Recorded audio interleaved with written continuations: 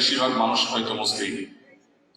আমাদের প্রিয় নবী সাল্লাল্লাহু আলাইহি ওয়াসাল্লাম তিনি বলেছেন, বুইসতু মুআল্লিমা, আমাকে আল্লাহ তাআলা পাঠিয়েছেন শিক্ষক করে।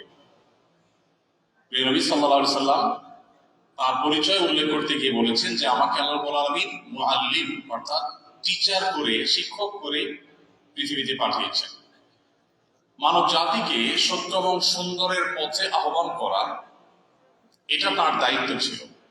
আল্লাহ রাব্বুল আলামিন কোরআনে কারীমে বেশ কয়েকটি জায়গায় প্রিয় নবী সাল্লাল্লাহু আলাইহি ওয়াসাল্লাম এর তিনটা মৌলিক কাজের কথা বলেছেন। এর ভিতরে একটা হলো, আল্লাহ বলেছেন, লাকাদ মান্নাল্লাহু আলাইহিম ইয বাআসা ফীহিম রাসূলাম মিনহুম। আল্লাহ তাআলা মানব জাতির প্রতি অনুগ্রহ করেছেন এই মর্মে যে তাদের মধ্য থেকে মুহাম্মদ সাল্লাল্লাহু আলাইহি ওয়াসাল্লামকে রাসূল করে, আল্লাহর দূত করে প্রেরণ করেছেন। তার মৌলিক দায়িত্ব হলো ইয়াতলু আলাইহিম আয়াতিহি, আল্লাহর আয়াতগুলো মানুষের কাছে তিনি পাঠ করে শোনান, মানুষকে জানিয়ে দেন।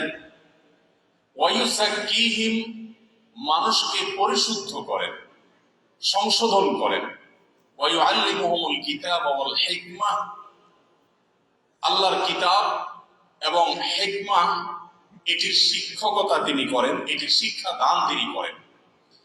এখানে আমরা দেখেছি প্রিয় নবী সাল্লাল্লাহু আলাইহি ওয়াসাল্লামকে স্বয়ং আল্লাহ তাআলা তিনি শিক্ষকতা করেন, শিক্ষা দান করেন, এই পরিচয়টাকে আল্লাহ তাআলা তুলে ধরেছেন।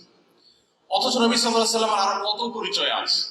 বিভিন্ন হাদিস থেকে আমরা নবী করিম সাল্লাল্লাহু আলাইহি ওয়াসাল্লামের গুণবাচক প্রায় 3 শতাধিক নামের কথা জানি, 3 শতাধিক গুণবাচক নামের কথা জানি।